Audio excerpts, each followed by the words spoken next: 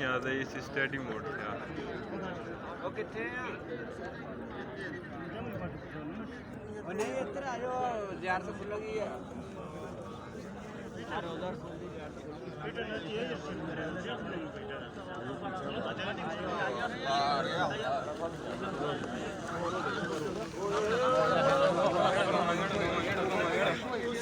relax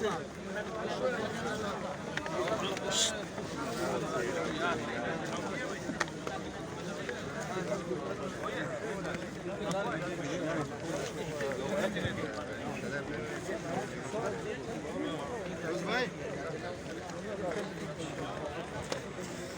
check करते check करते